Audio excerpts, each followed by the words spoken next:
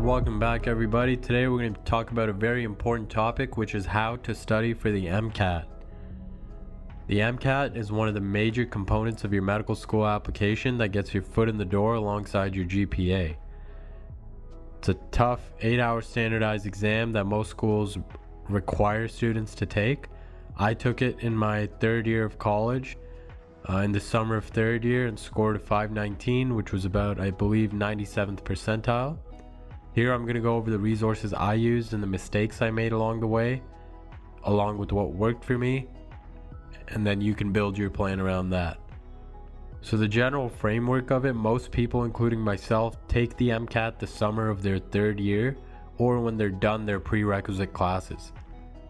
The prerequisites usually serve to build a pretty good foundation for what you'll need to know in the MCAT, but obviously they don't cover everything. Most people study about 3 months, and that's what I did as well. Now, as far as resources, there's tons of companies with MCAT prep books such as Kaplan, Princeton Review, Exam Crackers, Nextstep. I personally use the Princeton Review set to learn the information. Then I just supplemented that with Khan Academy videos and YouTube videos for what I didn't understand. Now, it doesn't really matter what resource you use because the MCAT is more of a test of problem solving than it is memorization. Now, of course, you have to have baseline knowledge and some things memorized, but your ability to think on your feet and eliminate wrong answers is really what it comes down to. If I could do it all over again, honestly, I would just use Khan Academy videos or Exam Crackers for the information part of the process. Now, the practice full-length exams are really what make the difference. Just doing some questions while taking breaks in between like we do for school, that does not equate to your ability to think through an 8-hour marathon and not run out of gas. So you have to use full-length exams, and I used Princeton ones as well as Nextstep ones, which were fine. But the real gold standard is the AAMC materials because they're right from the source that makes the exam. So obviously that's going to be the most realistic. Now UWorld also has MCAT materials, and Khan Academy has stepped up their questions as well. But you need all the AAMC material that you can get your hands on. So go buy these, no questions asked. Other than that, you're going to want full-length exams from at least 2 other companies for practice. The question style won't be exactly the same, but it's good enough for practice and getting you used to the length of the exam. So now, as far as the game plan, as far as how to structure everything, assuming you're going to follow the common path of taking your MCAT the third summer of college and study for 3 months, here's what I did and what I would recommend. So essentially, month 1 is going to be used for whatever learning resource you decide. Again, I used Princeton, and you're going to make a schedule to cover all the content in 1 month. You don't have to be an expert at the content, but you need a baseline understanding and how to use what you've learned. Again, a lot of this information will already be covered in your prerequisites, so it's not like you're going to be seeing all of it for the first time. You want to make Anki cards and study these daily. If you prefer taking notes, you can, but I don't believe that's ideal. There are also pre-made Anki cards, so you can look at that if you want. Making your own is obviously more annoying, but it is a more active process and is going to help you study better.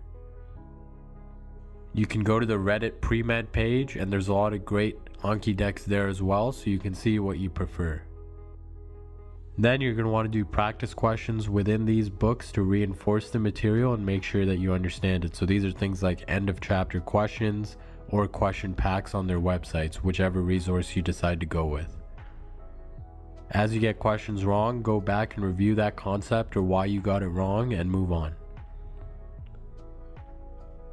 Now, in month 2, you want to continue practice questions, but now you're going to start your full-length exams as well.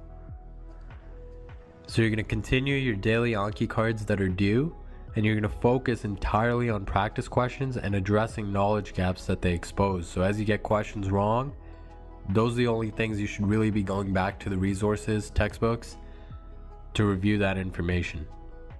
There's no point of constantly just reading the textbook over and over again.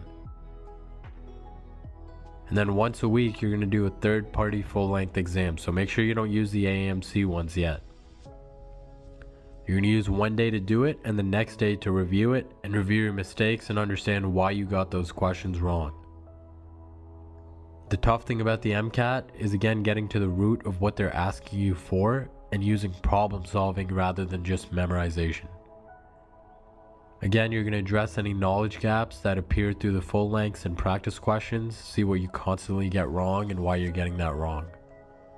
Every time you do get a question wrong and you read the answer, don't just skim through it, but really try and understand what their thought process was, because again, it's a test of thought process and problem solving. Now, when you do full-length exams, pretend it's a real test day. Wake up at the same time, same coffee, same break, same snacks. Simulate the real conditions as much as possible, so that way test day just feels like another day. Now moving on to month 3, you're going to focus exclusively on AAMC material. Again, the AAMC is the one that makes the test, so this is the most real deal that you're going to get. During the week, you do AAMC question packs. Again, really try and understand why you're getting things wrong and the structure of how they like to ask questions. Understand how they try to trick you and how to eliminate the obvious wrong answers. So now you want to do one AAMC full-length exam every week. Again, one day to do it and one day to review it. Really go in on these solutions, even on the ones you get right. Make sure you're understanding what your thought process was and if it lined up with what they're looking for. Now, real quick, guys, if you get value from these podcasts and videos, please remember to like, share, and leave a comment or a review.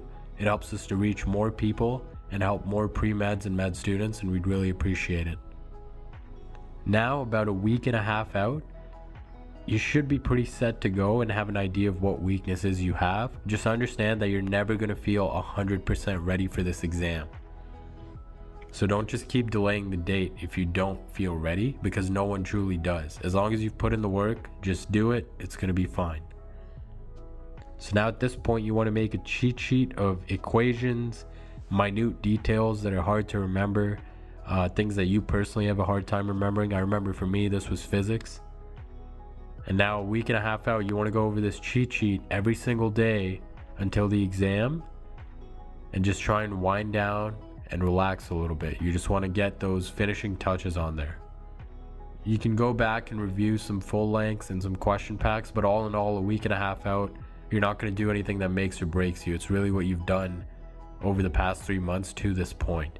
So I would recommend just going over that cheat sheet, any concepts that you just have a hard time remembering or that challenge you and things like that. Now, test day, at this point, you've done at least 8 full-length exams in real test conditions. You've done all the AAMC material. You've memorized everything you need to using your cheat sheet. Now it's time to just be relaxed and confident because you've done the work already. Test day should feel like business as usual because you practiced it already. Now obviously there's going to be some nerves and things like that, but again, keep that routine the same.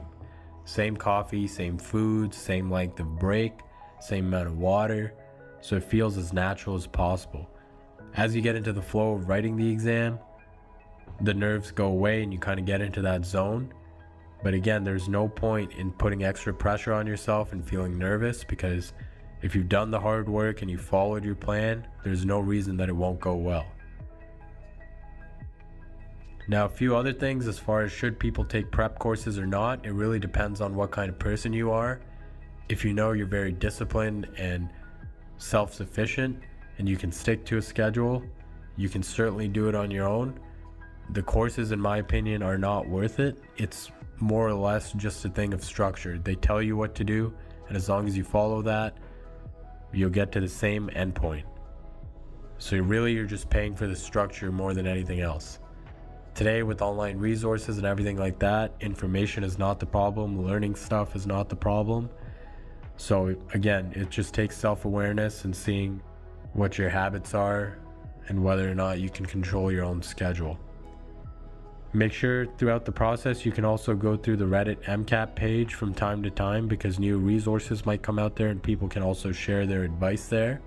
Again, like I mentioned earlier, this is a great place for Anki decks if you don't want to make your own, because that can be pretty time consuming as well.